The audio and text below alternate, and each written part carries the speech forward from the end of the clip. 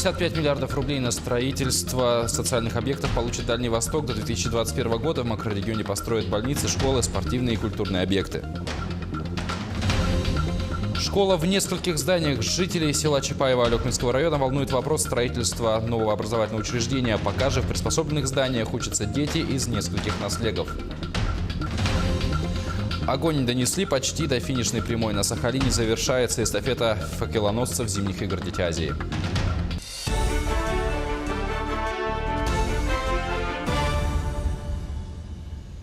В эфире новости, в студии Павел Танин. Здравствуйте. Индекс промышленного производства в Дальневосточном федеральном округе по итогам 2018 года составил 104,4%, сообщил полпред президента в ДФО Юрий Трутнев во время пресс-конференции «Дальний Восток. Точки роста». По его словам, это в 1,5 раза выше, чем в среднем по стране, и такие темпы роста держатся уже несколько лет. При этом Трутнев недоволен показателями. Президент Владимир Путин поставил перед нами задачу 6% роста, сообщил вице-премьер. По его словам, власти продолжат работу над ускорением темпов роста экономики в регионе. Более 65 миллиардов рублей вложат в развитие социальной инфраструктуры в регионе. Это строительство школ, больниц, детских садов. Кроме того, вице-премьер объявил, что в Минвостокразвития курировать вопрос развития Арктики будет замглавы ведомства Александр Крутиков. Трутнев подчеркнул, что к развитию Арктики нужен особенный подход. И параллельно мы ведем работу по созданию условий для жизни людей в центрах экономического развития. Понятно, что там, где строятся предприятия, я уже сказал, что их более 180, а будет около 1500 уже сегодня. Думаю, что это количество будет увеличиваться. И надо делать так, чтобы там были больницы, школы, детские сады, спортивные комплексы. На эти цели выделено на 3 ближайших года в федеральном бюджете 65,2 миллиарда рублей. Будут построены 22 больницы, 31 школа, 33 спортивных объекта, 10 домов культуры. Ряд объектов уже завершено.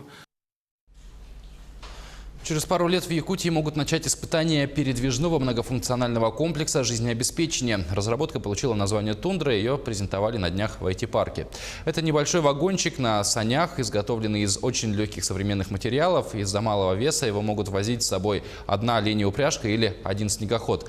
В вагончике установлена тревожная кнопка для связи с МЧС, узлы обеспечения доступа в интернет, а также солнечная батарея и ветрогенератор. Проект планируют реализовать к концу 2021 года. Вот этот комплекс может предоставить и возможности для дистанционного обучения коллективных школ, и доступ в интернет для оленеводов, и повышение квалификации, обучения для взрослых оленеводов. Все это можно сделать реально. В принципе, проект обоснован. В приоритетных направлениях развития региона, о том, как Якутия будет подключаться к масштабным проектам Дальнего Востока и не только. Об этом смотрите сегодня после вечернего выпуска новостей в нашем новом проекте «Якутия вперед». Глава Якутии Айсен Николаев каждый месяц в ходе диалога будет подводить итоги работы, а также делиться дальнейшими планами.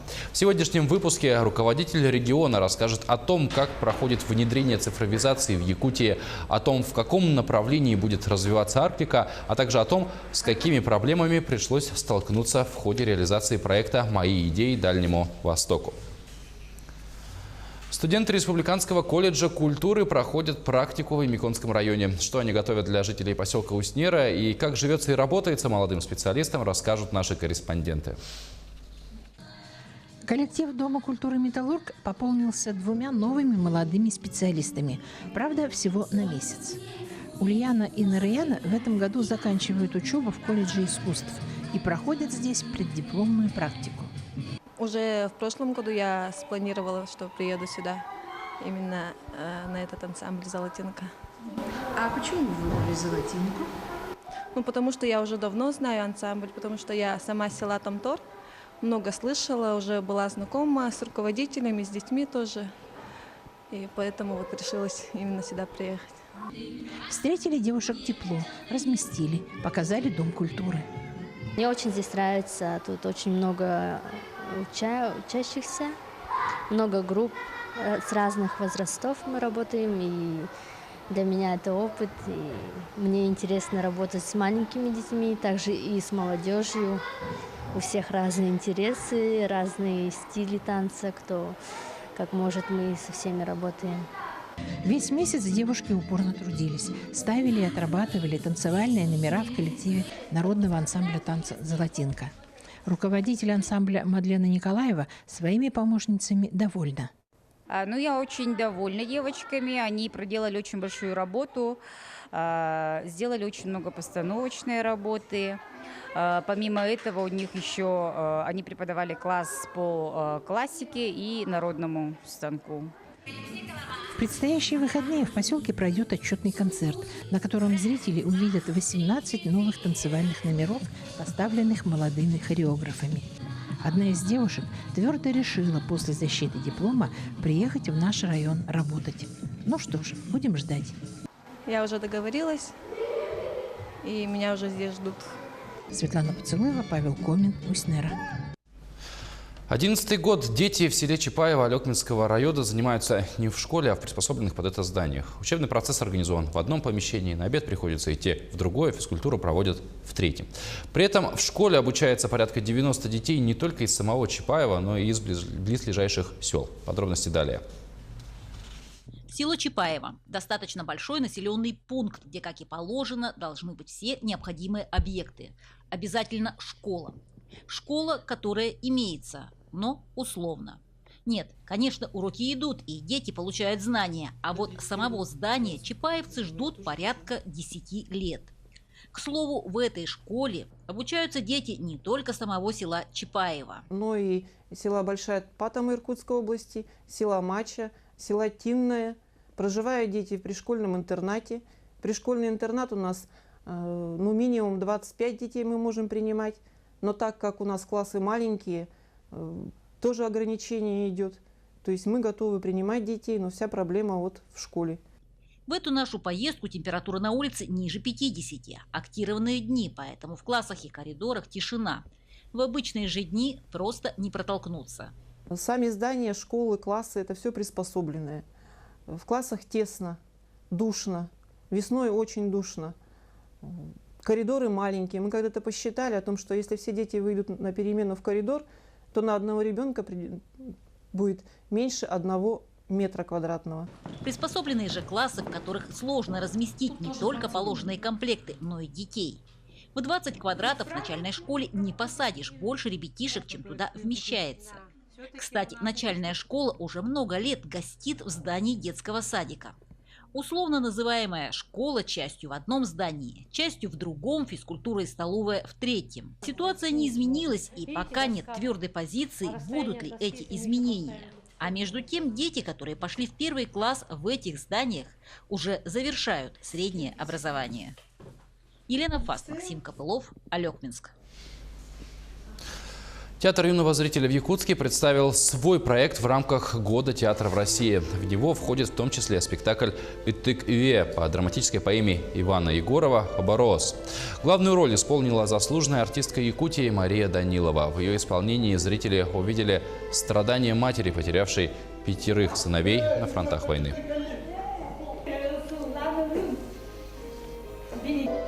Проект мы сделали, чтобы вот наши зрители вот узнали вот этих людей, которые вот, например, заслуженный артист Республики Саха-Якутия Петр Андреев есть, заслуженная артистка Республики Саха-Якутия Мария Данилова и народный артист Республики Саха-Якутия Алексей Павлов.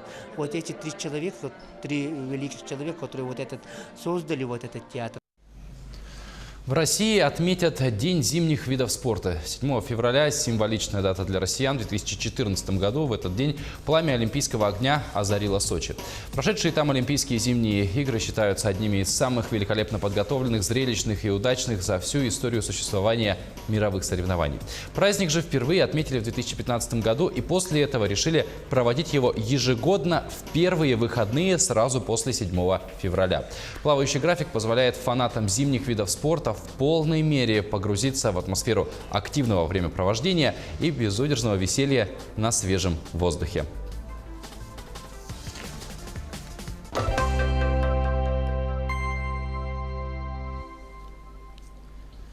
370 факелоносцев приняли участие в эстафете огня зимних игр «Дети Азии». В каждом населенном пункте огонь доверяют самым достойным представителям, а вот хранители огня не меняются на всем протяжении пути. В этот раз ими стали 3 сахалинских спортсмена – Роман Трубецкой, Карина Глебова и Ильяс Нургалиев. Подробности в материале нашего корреспондента Юрия Осипова. Первый факел зажигает олимпийская чемпионка по биатлону, посол первых зимних международных спортивных игр «Дети Азии» Анна Ивановна Багали. Огонь зимних игр «Дети Азии» зажгли в национальном природном парке Ленские столбы, символе Якутии. По словам генерального директора дирекции игр, оно станет традиционным. И где бы ни проходили игры, зажигаться он всегда будет у подножия Ленских столбов. Событие, которое объединяет всю область в целом. И, конечно, вообще идея эстафеты огня, она несет за собой объединение народа, объединение сердец вокруг одного мероприятия. Концепция эстафеты, она воплотилась и воплощается на сегодняшний день. Огонь посетил все достопримечательности Сахалинской области. Поэтому благодаря этому многие люди не только в России, но и за ее пределами узнали вообще об играх «Дети Азии», об ее истории. После зажжения огонь передают в руки хранителей. Одним из них стал Роман Трубецкой, чемпион 3-х игр «Дети Азии» по легкой атлетике. Эстафета каждый день длилась, и такое ощущение, что каждый день у меня были соревнования, и вот это внутреннее волнение, мандраж, так сказать, он присутствовал постоянно, потому что такое значимое событие, которое очень много эмоций отдаешь ему. Огонь проделал огромный путь. После Якутска он отправился в столицу первых зимних игр «Дети Азии». В новогоднюю ночь его встретили в Южно-Сахалинске. 7 января он начал шествие по островам Курильской гряды. 19 января огонь снова продолжил путешествие по острову Сахалин. «Дети Азии» это первое мероприятие и проводится международного формата. Очень рад, что я вообще принимаю в этом участие. Огонь завершит свое путешествие 9 февраля, в день открытия игр, проделав более 4000 километров. Стадион «Спартак» в Южно-Сахалинске. Именно здесь пройдет церемония открытия первых зимних спортивных игр «Дети Азии». Организаторы учли дух Сахалина. Это все-таки остров. Его символизируют маяки. Чуть левее от остальных стоит главный маяк. Именно туда принесут лампаду с огнем. К маяку огонь доставит корабль, построенный специально для церемонии открытия. Юрий Осипов, Владимир Павлов, Семен Афанасьев, «Дети Азии», Сахалин. О главных новостях зимних игр вы всегда сможете узнать на нашем канале. К этой же минуте у меня все новости. Оставайтесь с нами.